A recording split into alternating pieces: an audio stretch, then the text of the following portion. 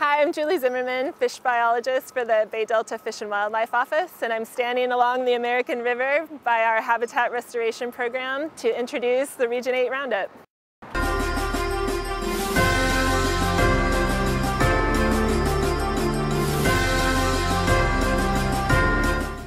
In Sacramento, staff from the Pacific Southwest region joined partner agencies and organizations at the 2014 Youth Summit hosted by the Bureau of Land Management.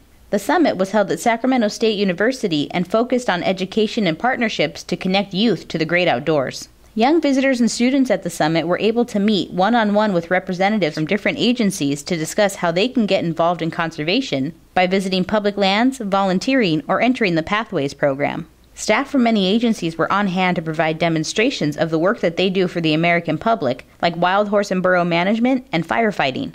It was not only the students that learned at the summit, as many organizations like the Sierra Club, AmeriCorps, and Latino Outdoors shared ideas about youth engagement. This year's participants left with new ideas and partnerships, and many plan to attend future youth summits. In Tehama County, service staff from the Anadromous Fish Restoration Program worked with a local landowner to remove a 70-year-old dam. The dam was originally installed in the 1930s by the landowner's grandfather to provide power and water to the family's rural home. However, the dam design did not take into account the steelhead that used the creek above the dam for spawning. With historic data showing that the creek upstream of the dam was once significant spawning habitat, the service set out to find a way to open the area to fish once again while still ensuring the landowner was able to meet their power and water needs. The answer? Solar panels. With service funds, solar panels, a fish screen, and other supplies were purchased to provide the landowner with power and water in the dam's absence.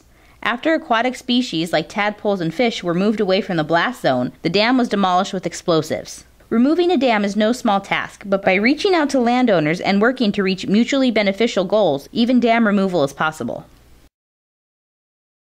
To the Bay Area, where children and their families celebrated Halloween and all things spooky, was service staff at Don Edwards San Francisco Bay National Wildlife Refuge's Spooky Sleigh event. Children were encouraged to wear costumes as they enjoyed traditional Halloween activities like pumpkin carving and trick-or-treating. Visitors also learned about creatures that lurk and fly around at night on the refuge. Children were able to see the skulls and bones of animals found on the refuge as they learned about nocturnal wildlife and what they can do to help these creatures of the night. The event also included games, story time, and a twilight trek. Families were delighted at the Halloween event, and many applauded the wildlife aspect that the refuge staff included. As the weather becomes colder in northern latitudes, waterfowl are once again returning to many refuges in the Pacific Southwest region. During the fall and winter months, waterfowl populations at the Sacramento National Wildlife Refuge Complex can easily reach over 1 million birds. The auto tours at Colusa and Sacramento National Wildlife Refuges allow visitors to view and photograph waterfowl and other animals from their vehicles. One of the best fall events for bird enthusiasts is the evening fly-off at Sacramento National Wildlife Refuge, where thousands of ducks and geese lift off of the refuge at sunset. The refuge is open an hour after sunset to allow visitors to take in the sights and sounds of these migratory waterfowl, so bring your camera and binoculars.